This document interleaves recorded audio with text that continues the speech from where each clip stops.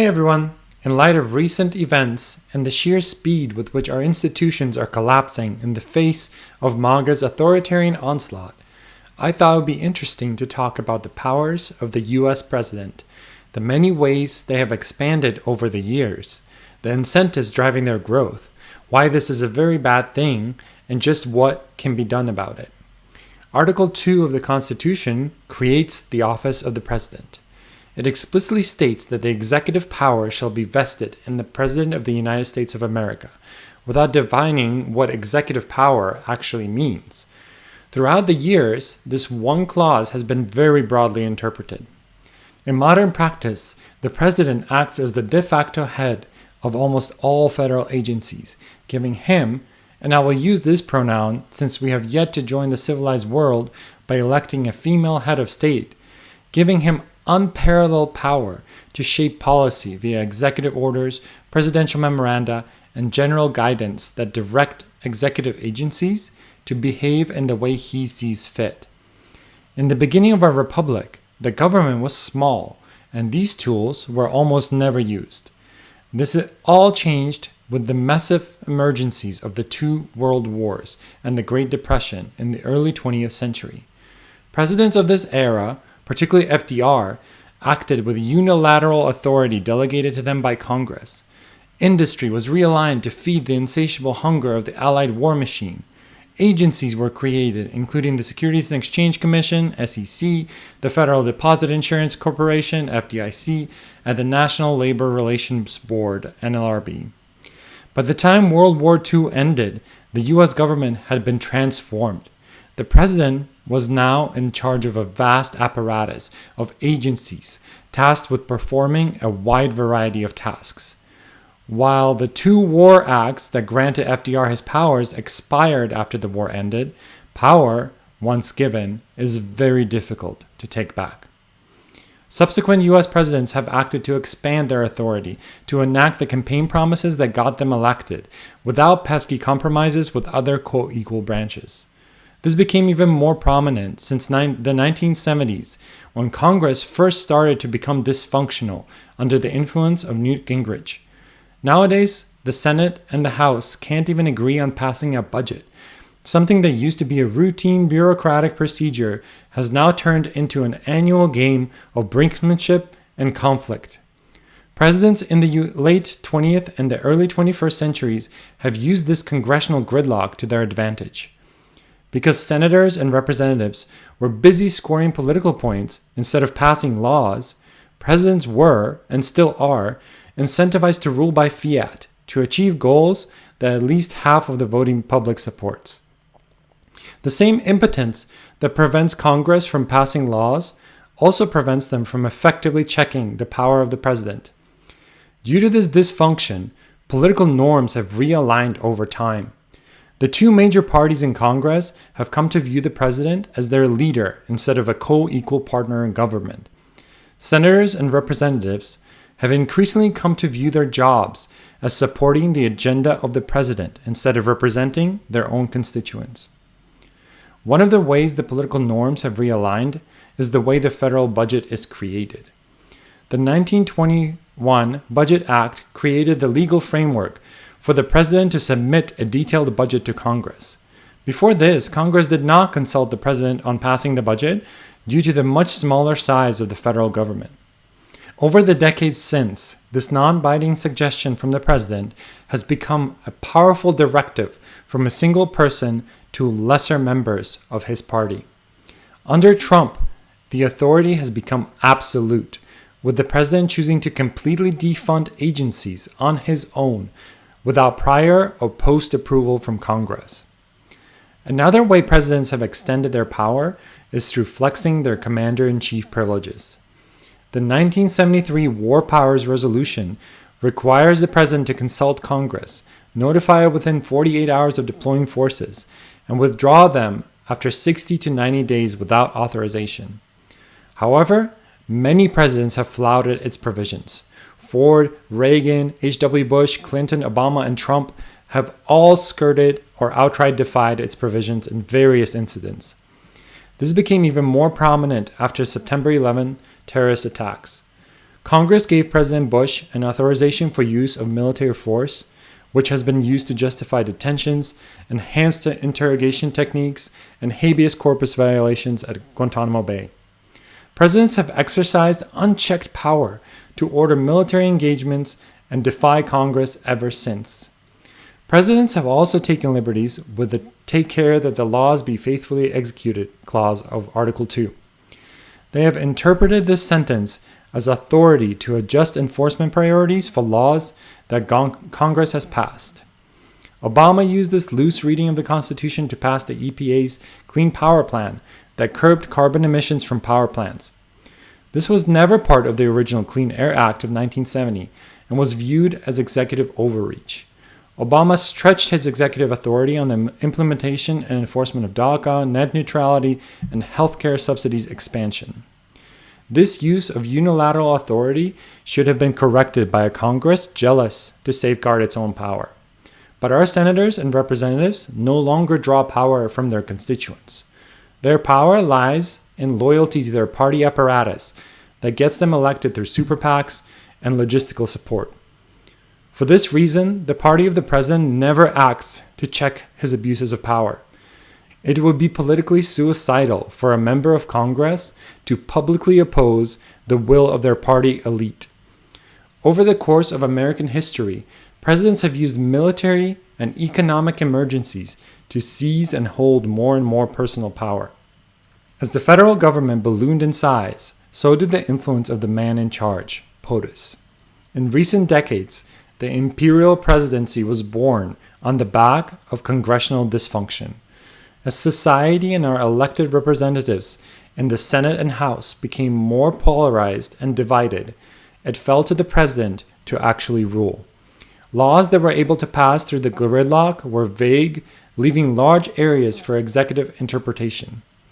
In the Trump administration, a cult-like GOP has completely ceded control of the purse strings and rubber-stamped even the most incompetent appointments, fully breaking the norms that were already straining at the seams.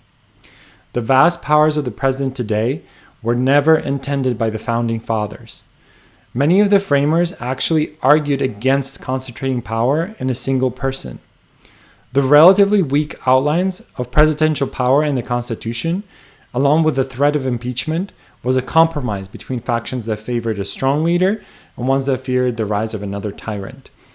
They thought that each member of Congress would jealously guard their power, serving as an effective bulwark against the rise of a dictator. They did not consider the way human propensity for cults and tribalism, along with a corrosive two-party system, would cause a vast majority of the members of one political party to pervert their own stated morality in favor of political loyalty.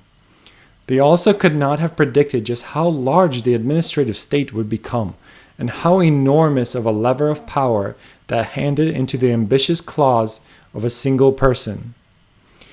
Most people intuitively understand why concentrating power in a single person is bad.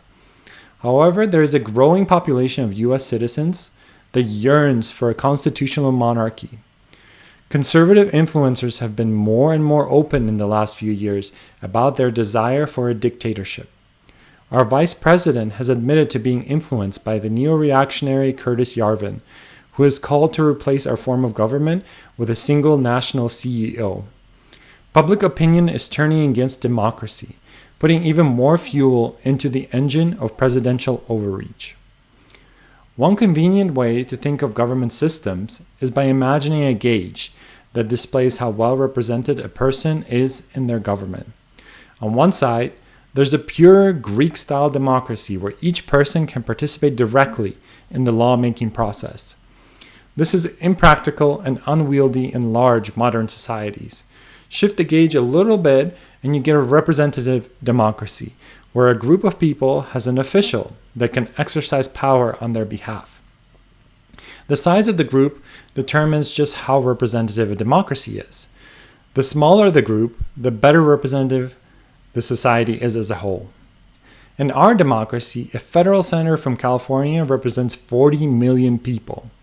This is an extraordinary amount of power. A single person cannot adequately represent the will of so many people. Now shift the slider all the way to the right, and you arrive at a place where the entirety of state power is vested in a single person.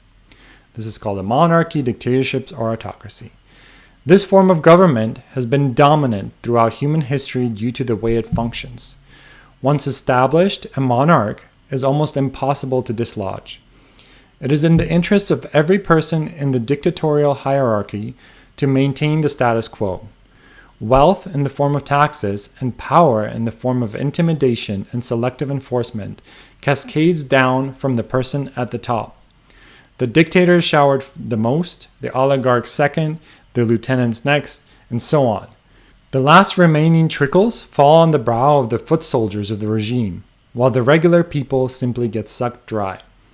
This is the way it always functions because the regime is built on loyalty over competence and reinforced by the people's stolen wealth and brutal crackdowns for anyone brazen enough to stand against the tyrant at the top. The foot soldiers at the bottom of the hierarchy choose to serve their leaders because they know that it is better to be in the boot stomping down than underneath it. All governments of this form have suppressed human progress, freedom, and flourishing. This is the government we are headed into now.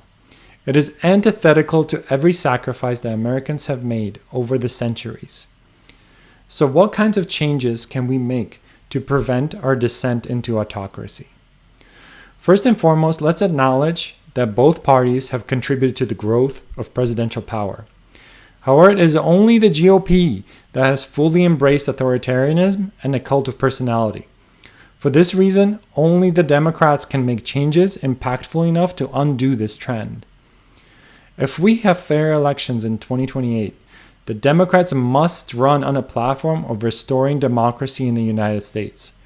Their presidential candidate must vow to significantly diminish the power of the presidency during the course of their term. Democrat candidates for Congress must make curtailing the powers of the president their top priority. The Supreme Court must be expanded and filled with judges that support a return to a representative democracy and overturn the many power grabs of recent administrations.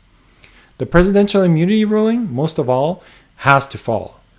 All of the unwritten norms that Trump has bulldozed through in his quest for absolute power have to be legislated in black and white instead of enforced by handshakes and social expectations. It should be impossible for a president to unilaterally defund congressionally funded agencies. It should be impossible for a president to move any troops onto foreign or domestic soil without congressional approval. We should insulate our law enforcement bodies, such as the DOJ, FBI, CIA, and DHS, from political interference. The heads of these bodies should be appointed by independent, bipartisan commissions consisting of experts in the field and not by the president. In short, we should replace the norms that have prevented previous presidents from becoming tyrants with actual laws and constitutional amendments. Finally, I'd like to argue for a radical solution to this problem. Psychologically, humans are primed to follow leaders. A large portion of any population has authoritarian tendencies that become activated in times of crisis or discontent. These populations then steer their countries away from liberal governance toward the psychological safety of a strongman that promises that only he can fix their lives. This is much more likely to happen to democracies that have a head of state, such as a president. Much like some of the framers, I'm very skeptical that we need such a person at all. The US president is commander-in-chief, but we already have the Joint Chiefs of Staff. During times of war, Congress can give these individuals elevated powers to conduct military operations independently. Certainly, senior generals are much more qualified to direct the conduct of a war than an elected civilian. The US president controls the federal bureaucracy. How can a single politician reliably make decisions for each of the departments under his control? Certainly, it is better that the EPA be led by a professional well-versed in environmental science than a political appointee. Shouldn't the CIA be led by a person experienced in international law enforcement? Each new president appoints the heads of these departments, but Congress has to approve them. Why not skip the middleman? Why not have our most representative branch of government, the House of Representatives, put forward appointments through bipartisan committees? No single person, no matter how genius they may be, can represent such a vast bureaucratic apparatus on behalf of their constituents, especially in a country as polarized as ours. It would make much more sense to move the federal agencies under the direct control of Congress. There is also no reason that a president should have the power of judicial appointments. This power gives a single person, possibly not even elected by a popular majority, the power to shape the judicial landscape of the nation for decades. It turns the presidential elections into cutthroat, zero-sum contests for the future makeup of the Supreme Court. It results in wild swings in policy and massive unpredictability. Appointments should be made by bipartisan independent commissions made up of experts in the field. Again, Congress already has to approve presidential appointments. Why not skip the middleman? The power to veto legislation is absurd. Why does a single person, one that only half the country supports, have the ability to override the will of a much more representative part of government? Lawmakers that work together and represent much smaller groups of people work to craft a bill through tireless consensus, and a single person is able to completely cancel them out. This is undemocratic and undermines our trust in government. The president is enabled to make treaties and meet with foreign heads of state, but in all cases, the Secretary of State can fulfill this purpose. We should move away from the exercise of personal power in dealing with other nations, as that is a clear trademark of authoritarian leaders. There's no reason a member of Congress can't fulfill this role on a rotating schedule or backed by a committee. We do not need a single charismatic individual with the power to unilaterally pull us out of treaties with other nations. This power should have the backing of the full U.S. government behind it. Don't even get me started on pardon power. Many framers objected to this power, correctly understanding that it would be used to help out the cronies and supporters of a corrupt tyrant. This is exactly how it is being used today. The pardon power, if it has to exist, should be exercised through a large majority vote of Congress. A single person should not get to decide that the justice system has failed. Our democratic representatives at large should agree that this was the case. When viewed objectively, there is no reason that the office of the president needs to exist. It is a vestigial remnant of monarchical systems Americans fought the Revolutionary War to leave behind. It gives a figurehead on which large portions of our population can focus their authoritarian impulses. It vests immense power in a single individual, effectively disenfranchising half the population that dislikes him and did not vote for him. It creates wild pendulum swings of policy between different administrations, creating volatile environments for business and growth. My hot take is that we should push for a constitutional amendment that abolishes the presidency. Historically, very little good has come of vesting immense power in single individuals. That kind of power inevitably attracts power-hungry narcissists that work to undermine the system and take everything for themselves. I understand that this is not popular opinion, but hopefully I've given you at least a little reason to think more favorably of this idea. The president has become too powerful. The next administration should work hard to effectively neuter this office, replace the norms that held it in check with actual laws, and return it to the way that the framers had imagined it. We have to repair our democracy. I encourage anyone and everyone to run for local and federal office on the platform of repairing our broken system. If we cannot succeed in reining in the president, we can attempt fixes in lots of other areas, from our voting system to campaign finance reform. But it requires elected officials that actually care about democracy. The quality of our government directly impacts all of the other aspects of our lives. If we want affordable healthcare, safe schools, clean air, and free speech, we have to have a system that elects and incentivizes leaders that also care about these things. You can become one of those leaders, or at least champion others that align with these goals. I have hope that from the rubble of the democratic institutions destroyed by MAGA, we can build a better and more fair system.